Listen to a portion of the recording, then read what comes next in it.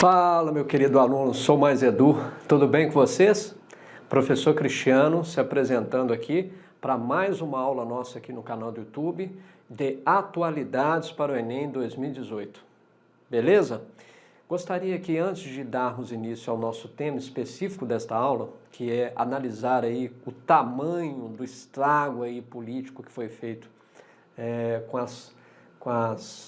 digamos, com os escândalos que foram arrolados, né, que foram citados aí na Operação Lava Jato, principalmente pela consultora Odebrecht, antes de entrarmos nesse tema, para avaliarmos aqui a dimensão que essa história toda tomou, gostaria de falar com vocês o seguinte, falarmos aí de fazermos algumas considerações acerca da disciplina de atualidades, como o aluno vai focar, né, como nós estamos preparando esse material aí com todo o fervor aí, com toda a firmeza de propósito, que eu tenho certeza que vai ajudá-lo e muito aí a fazer, né, a sua avaliação bem feita, participar deste certame que é um dos mais difíceis, se não for o mais difícil, o maior aí do Brasil, que é o Enem, né, entender que atualidades, como vem de forma muito pulverizada na sua prova, entender que esta disciplina ela agrega conhecimento de maneira indireta para outras questões, né? Para questões de outras disciplinas.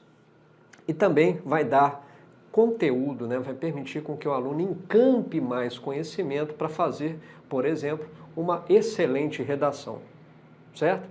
Então, vamos falar um pouquinho sobre isso aqui. O foco aqui hoje desta nossa aula no YouTube é darmos um complemento, né, digamos assim, informações adicionais do que nós disponibilizamos lá no nosso site Sou Mais Edu, do material que o aluno, que você que nos acompanha aí, né, que eu tenho certeza que está gostando, né, vai lá e aperta lá o sino de notificações no YouTube para você receber novas informações e novas atualizações que nós faremos lá com essas dicas aí aqui no YouTube para que você realmente reforce o seu estudo e que você que instigue o aluno a conhecer esse projeto Sou Mais Edu, ok?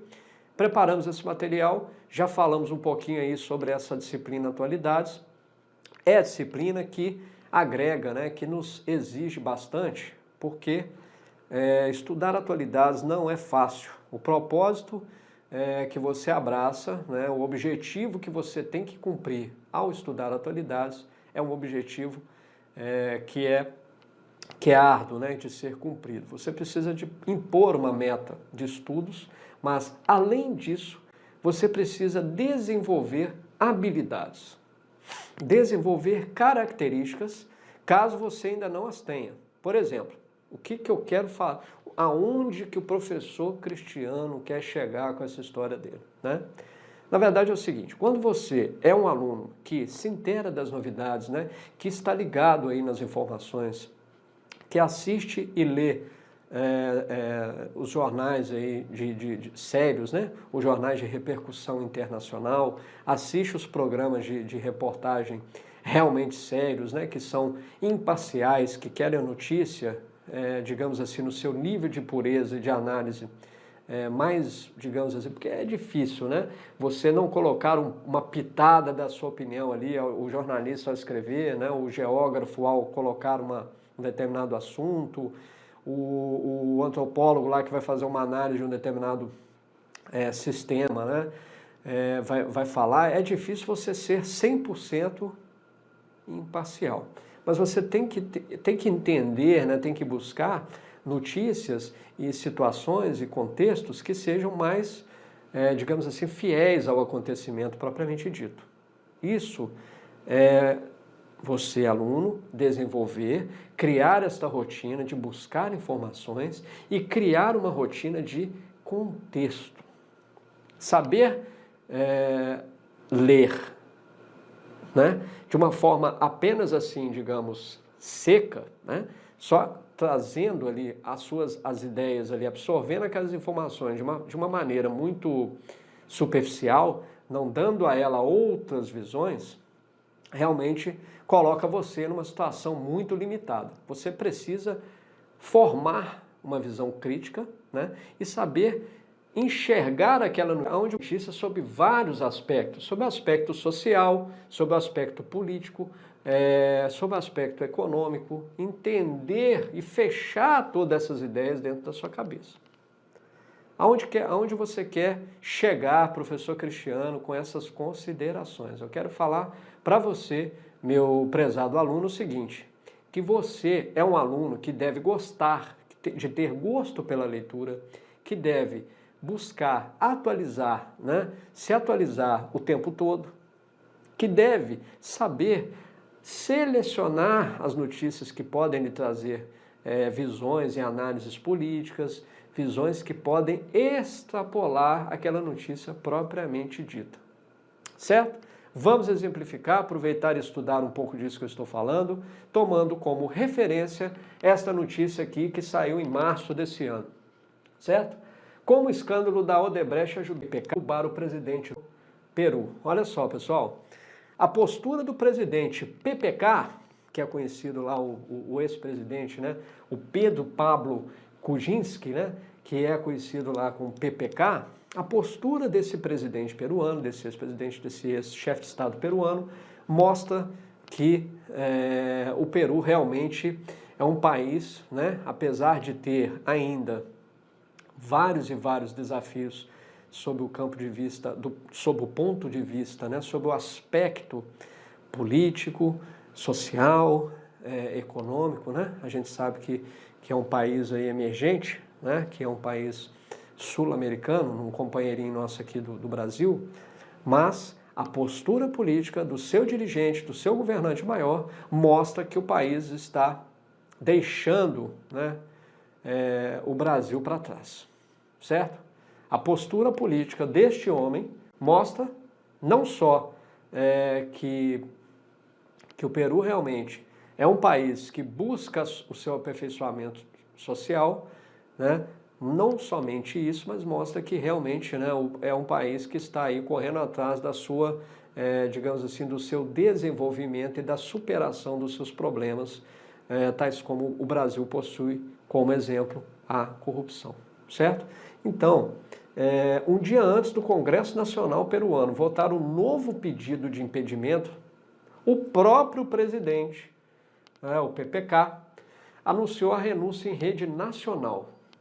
Ele falou o seguinte, olha, depois aí, né, que eu fui arrolado aí nas declarações da Odebrecht, dos executivos e do ex-presidente da Odebrecht, eu não me sinto honrado de continuar no cargo.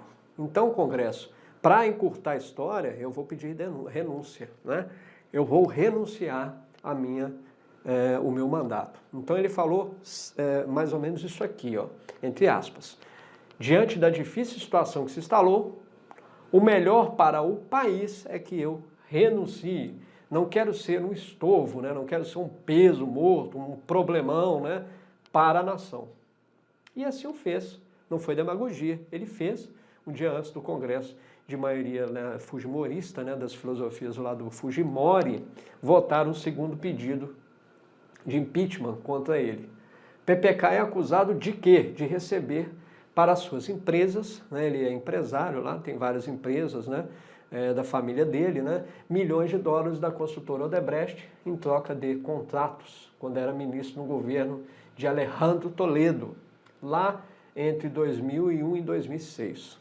A gota d'água foi a divulgação de vídeos de uma suposta compra de votos em dezembro do ano passado, quando o PPK sobreviveu ao primeiro pedido de impedimento. Quem negocia o nome de PPK é Kenji Fujimori, né? O filho do ex-ditador, do Alberto Fujimori, o grande Alberto Fujimori lá, né, ditador do peruano, né? O Peru ele deixou para trás um pouco essa era Fujimori, né? Já está no final da segunda geração, apesar de que o Congresso ainda tem, digamos assim, membros, né, de maioria fujimorista, né, de ideias aí ditatoriais, mas ele está deixando para trás, né, então, olha só, voltando, né, quem negocia é o pessoal lá do Fujimori, que por coincidência recebeu o indulto logo depois. E quem divulgou os vídeos foi o Keiko Fujimori, a outra filha do ditador, derrotada pelo PPK na disputa presidencial, né, ela tinha isso na manga, né, e jogou, certo? Jogou isso aí a público. ex-banqueiro de 79 anos, governou o Peru por apenas 1 ano e 7 meses, pessoal. Aí vocês falam, professor Cristiano, papo furado isso aí, hein? O PPK ele só renunciou porque não teve jeito, né? Não teve como. A Keiko jogou o negócio lá no ventilador, né? Jogou para todo mundo os vídeos e tudo mais. Pessoal, até posso concordar em parte, né, com um grupo de alunos aí que assim entendem. Mas eu permitam-me fazer uma consideração, né, da situação do nosso país.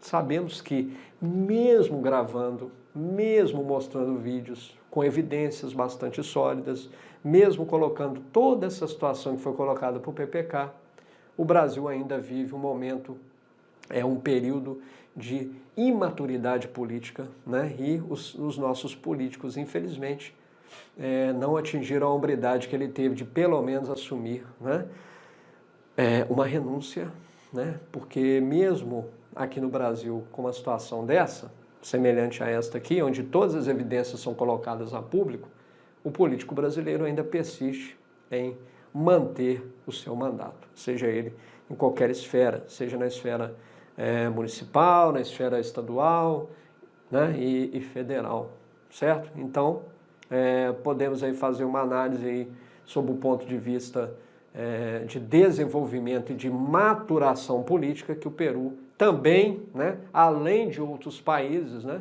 também está, infelizmente, deixando o nosso grande Brasil para trás, né?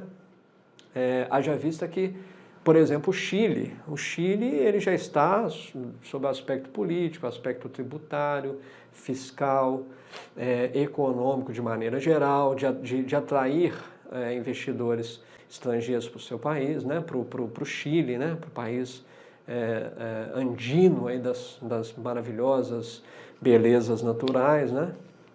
O Chile já está, pessoal, há algum tempo à nossa frente, sob o ponto de vista de desenvolvimento político, econômico e social. Perfeito? Então, que nós possamos aí reverter essa situação e que eu possa mostrar, né, e que eu tenha mostrado a todos os queridos alunos aí do Sou Mais Edu aonde nós devemos ir, até onde nós devemos extrapolar as notícias e fazermos análises aí das mais interessantes possíveis, que vai lhe dar subsídios, informações para a sua prova ser brilhante, ok? Muito obrigado a vocês aí, até o próximo vídeo, um grande abraço, vai lá, entra lá, faz o cadastro lá no nosso, se inscreva no nosso canal, né? Inscreva-se no canal do YouTube aqui do Sou Mais Edu e a gente se encontra aí numa próxima vez, ok? Forte abraço para você, obrigado, até mais.